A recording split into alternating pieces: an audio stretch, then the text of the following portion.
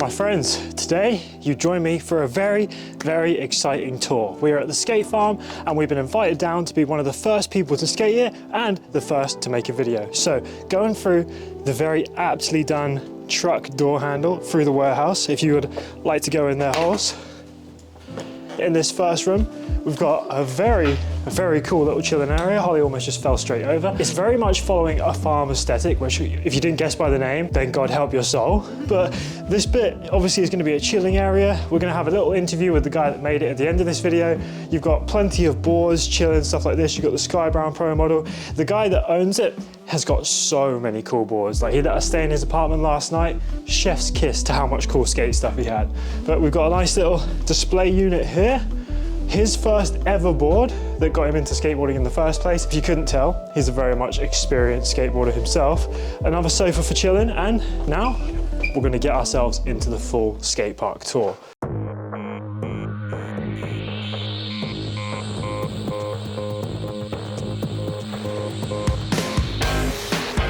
So if you'll step through with me into here, the first room, and probably my personal favorite room. We've got a couple more rooms in the back too. We've got in here a flat bank that you can roll down from 3 stages.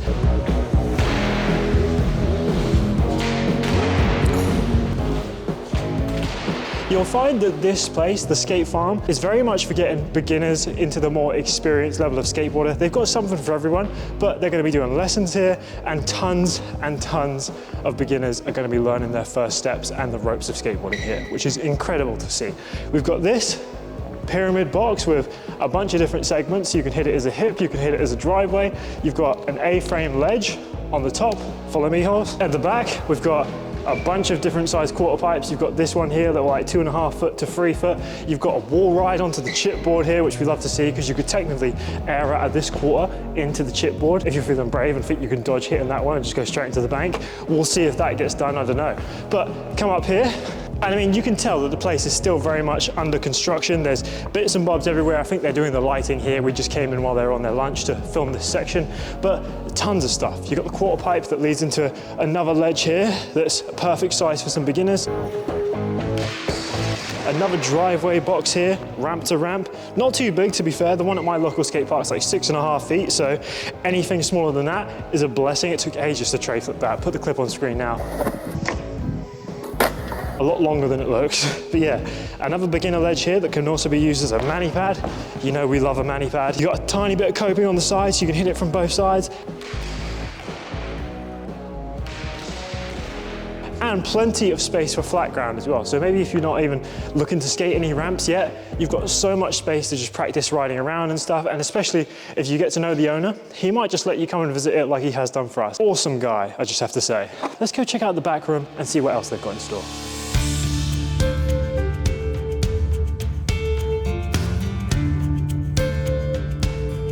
So follow me through to the back where the other rooms are. You've not only got toilets, kitchen, whatever you want to use, you've also got a tech deck park. Handboards as well, some original World Industries handboards. I literally just bought one of these myself. This one's got metal tensor trucks as well, which is really freaking sick. Like, these were so hard to get a hold of, but they've recently come back to the UK, so I'm very excited to get to know my one a bit better. You've got tons and tons of skate park obstacles. This literally looks like a Tony Hawk's level right here with the car and stuff. You can gap over that. You've got all kinds of movable objects that you can set up and use however you want. Fingerboard, handboard, rails, all kinds of cool stuff. Like, this is one of the sweetest tech deck fingerboard parks I've ever seen, and I've only seen 2 of them, so this is top 1. Anyway, let's move to the back.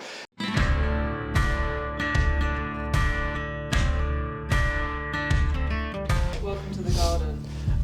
Well, there you have it. Welcome to the garden. And by the way, one thing you'll notice is there's tons and tons of random skateboards dotted about this place. Like, you got this one here with the 4x4 wheels, ultra heavy, but there's so much stuff you can practice on, play on. So if there's like a new shape of board that you're thinking about trying, I guarantee you'll be able to find it here and try it.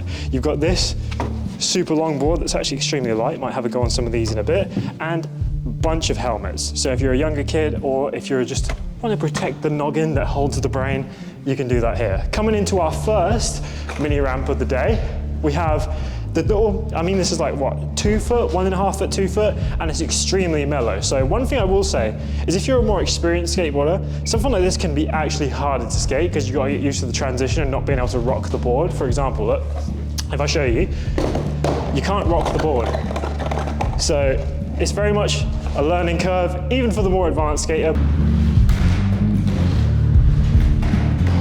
But this is a great place to practice. Like when I was younger, I would have killed to have something like this to practice dropping in on. And you've even got this beautiful mural on the wall right here with the farmyard that plays into the skate farm aesthetic.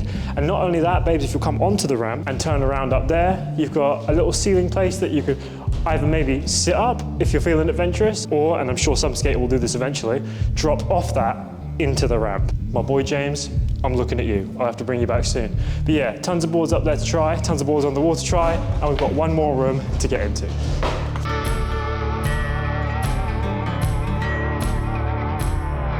Right, going past the skate graphics on the wall, we've got the slightly more advanced mini ramp. Now this one was super fun to skate because the coping, while it is new and needs to be broken in or waxed up slightly, once I got used to it, actually really nice.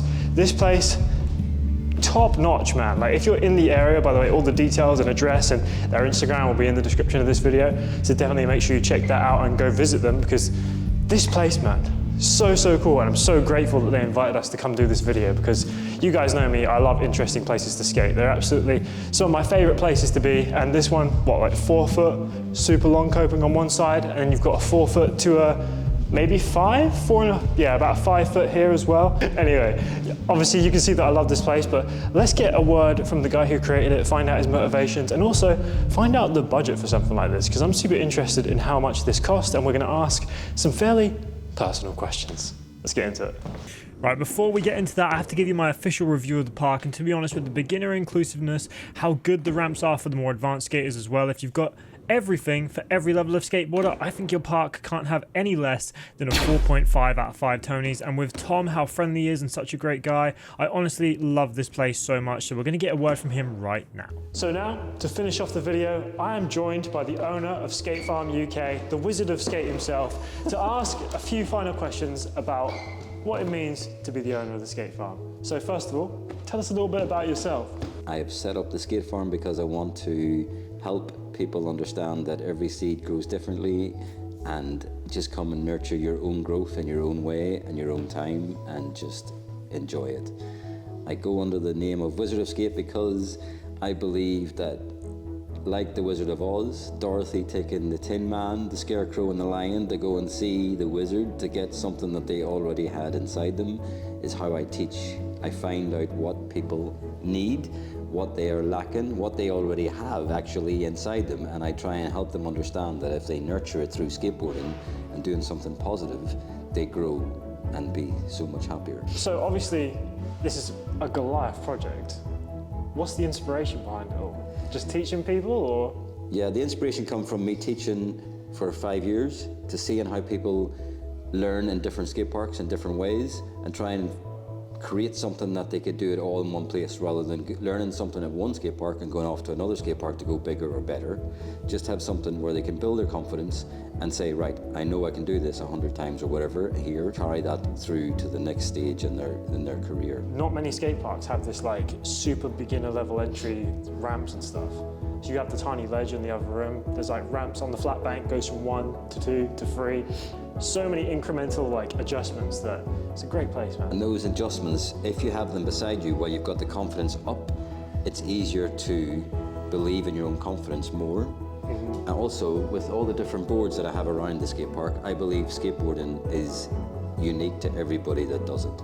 I've got a freestyle board, I've got the big wheel board, I've got the long boards. Skateboarding is just that. It's that to whoever wants to use it, and it's just amazing. There's boards here for every person, every kind of skateboarding. If you wanted to try something new that you haven't tried before, this is the place to come, because they've likely got a board that will fit that, you know? Exactly that, because you know, you pick up a skateboard and you think that's it, but there's actually so much more. And to have that in the beginner skate park as well, it just helps. Yeah, there's so much like room for creativity here. Like that one up there, that's got lights underneath it, hasn't it? It's got lights and a speaker, so that's a long speaker. And the wheels light up as you roll, so you can put on some music and just, you know.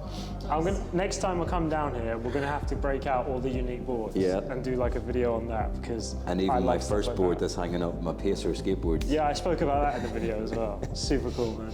So this is a question that Holly asked me to ask. What was this place before? Like, where did you begin with this? Was it just a warehouse or? It was just a hardware store out the front. So I went into this room with a mini ramp, and it was empty, it was dark, there was no lights, it was full of water, it was just dark and dingy. Full of water? Yeah, there was puddles everywhere. I mean, it was just derelict because the roof was leaking.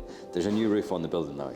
So I said, right, I'm going to start in this room and I will work my way through the building. And everybody started leaving in the past 10 months. The hardware store guy left about 3 months ago.